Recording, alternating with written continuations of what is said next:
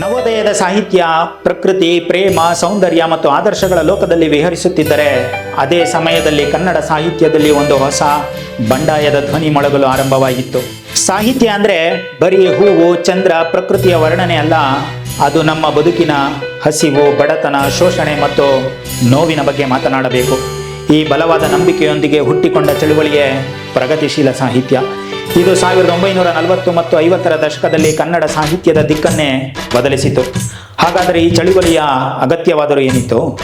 ನವೋದಯದ ಲೇಖಕರು ಕಲೆಗಾಗಿ ಕಲೆ ಎನ್ನುತ್ತಿದ್ದರೆ ಪ್ರಗತಿಶೀಲರು ಬದುಕಿಗಾಗಿ ಸಾಹಿತ್ಯ ಎಂಬ ಹೊಸ ಘೋಷಣೆಯನ್ನು ಕೂಗಿದರು.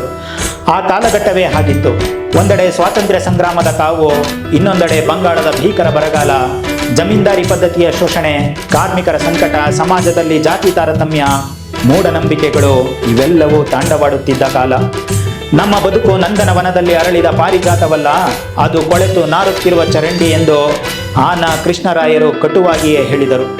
ಈ ಚಳುವಳಿಯ ನೇತೃತ್ವ ವಹಿಸಿದ್ದೇ ಆನಾ ಕೃಷ್ಣರಾಯರು. ರಷ್ಯಾದ ಮಾರ್ಕ್ಸ್ವಾದ ಮತ್ತು ಸಮಾಜವಾದಿ ಚಿಂತನೆಗಳಿಂದ ಪ್ರಭಾವಿತರಾದ ಈ ಲೇಖಕರು ಸಾಹಿತ್ಯವನ್ನು ಕೇವಲ ಮನರಂಜನೆಯ ವಸ್ತುವಾಗಿ ನೋಡಲಿಲ್ಲ, ಬದಲಿಗೆ ಅದನ್ನು ಸಮಾಜವನ್ನು ತಿದ್ದುವ, ಜಾಗೃತಿ ಮೂಡಿಸುವ ಒಂದು ಅಸ್ತ್ರವಾಗಿ ಬಳಸಿಕೊಂಡರು. ಇಲ್ಲಿಯವರೆಗೆ ಸಾಹಿತ್ಯದಲ್ಲಿ ಜಾಗವೇ ಇಲ್ಲದಿದ್ದ ಸಾಮಾನ್ಯ ಮನುಷ್ಯ, ಅಂದರೆ ರೈತ, ಕೂಲಿಕಾರ, ದೀನದಲಿತ, ಶೋಷಿತ ವ್ಯಕ್ತಿಯೇ ಈ ಸಾಹಿತ್ಯದ ಹೀರೋ ಆದನು. ಪ್ರಗತಿಶೀಲ ಲೇಖಕರು ಕಾವ್ಯಕ್ಕಿಂತ ಹೆಚ್ಚಾಗಿ ಕಾದಂಬರಿ ಮತ್ತು ಸಣ್ಣ ಕಥೆಗಳ ಮೂಲಕ ಸಮಾಜದ ಕಟು ವಾಸ್ತವವನ್ನು ಜನರ ಮುಂದಿಟ್ಟರು. ಆನಾ ಕೃಷ್ಣರಾಯರು ಅವರ ನಗ್ನ ಸತ್ಯ, ಸಂಧ್ಯಾರಾಗದಂತಹ ಕಾದಂಬರಿಗಳು ಸಮಾಜದ ಕಪಟತನವನ್ನು ಬಯಲಿಗೆಳೆದವು. ನಿರಂಜನ ಅವರ ಚಿರಸ್ಮರಣಿ ಕಾದಂಬರಿ ಕೈಯೂರಿನ ರೈತ ಹೋರಾಟವನ್ನೇ ಅಮರವಾಗಿಸಿತು. ಬಸವರಾಜ ಕಟ್ಟಿಮನಿ, ತಾರಾ ಸುಬ್ಬರಾವ್, ಅನೇಕ ಲೇಖಕರು ಈ ಚಳವಳಿಯ ಪ್ರಮುಖ ದನಿಗಳಾದರು.